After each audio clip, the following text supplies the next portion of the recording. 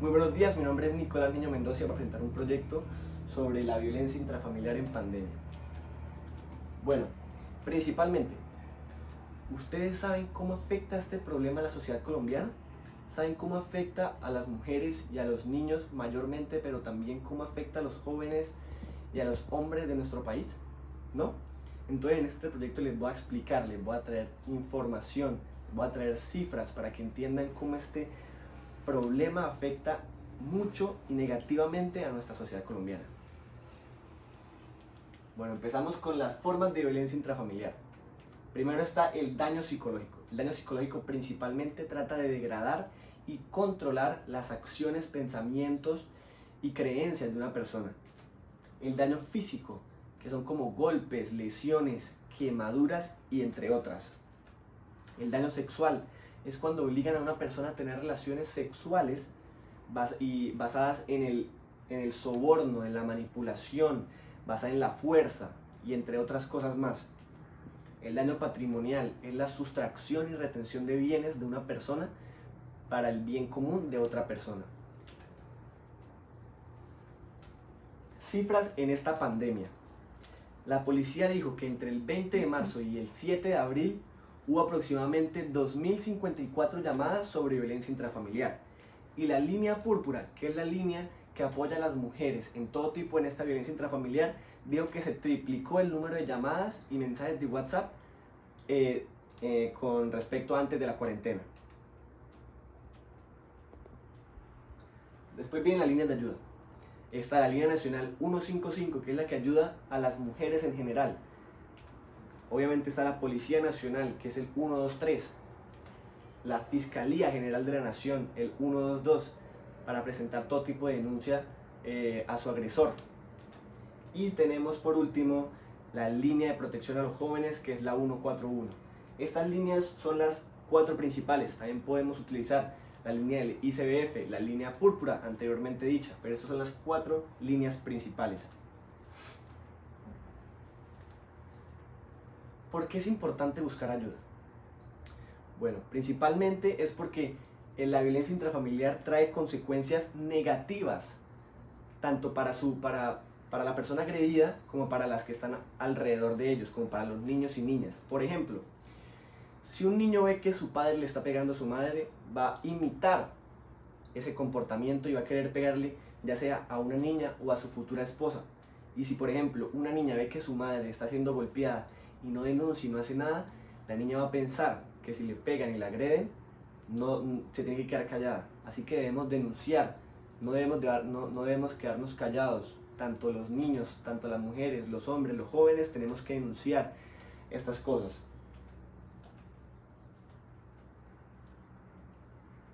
Venimos después, lugares más afectados por este problema, principalmente nuestra capital, Bogotá, con 5.608 casos.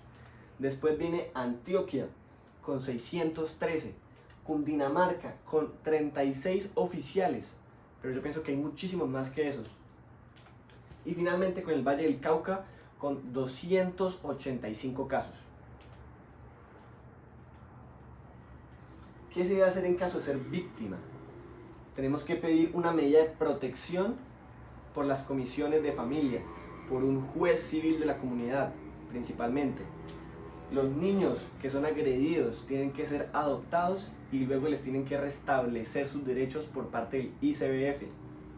Tenemos que utilizar las líneas antes dichas como la 155, el 123, el 122, el 141, la del ICBF, la de la línea púrpura.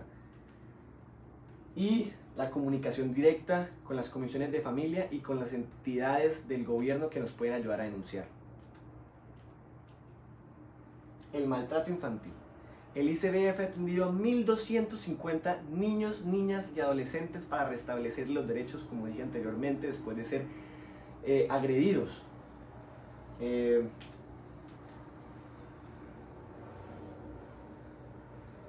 ¿Por qué se aumenta el riesgo de maltrato durante la cuarentena?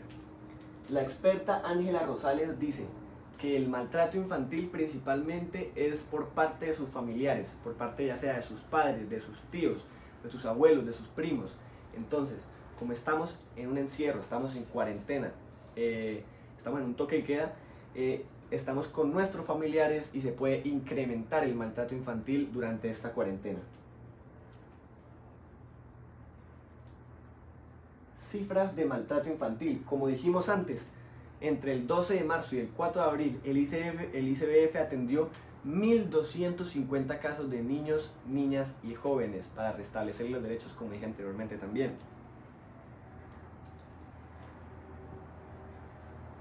¿La restricción de consumo y compra de bebidas alcohólicas podría ayudar a reducir el maltrato infantil? La respuesta es sí. Sin embargo, principalmente el maltrato infantil se viene es por la crianza, por los golpes, por la violencia sexual que dan sus cuidadores. Entonces, sí se puede disminuir un poco, pero no del todo, porque principalmente se da por los golpes, por la violencia sexual. Y bueno, sí disminuiría, la verdad, pero no tanto.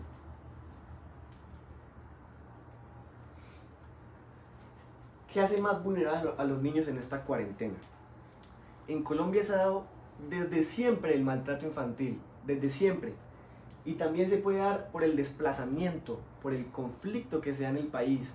Los niños son vulnerables por el conflicto y la guerra y todo eso que hemos tenido en nuestro país desde muy temprano. Entonces, el desplazamiento, el conflicto, son las razones por las que los niños somos vulnerables al maltrato infantil. ¿Cuáles pueden ser unas buenas prácticas del cuidado para los niños durante la cuarentena? Principalmente, tenemos que escucharlos. Los padres tienen que escuchar a los niños. Después, tienen que repartir oficios en casa, ya sea algo insignificante, no sé, lavar los platos, poner la mesa, llevar los platos de la mesa al lavador de platos. Cosas muy pequeñas, pero que les dan a los niños un sentido de deber. También deben imponer reglas, como levantarse a esta hora, dormirse a esta hora, para que ellos sepan que tienen deberes y derechos en cada casa.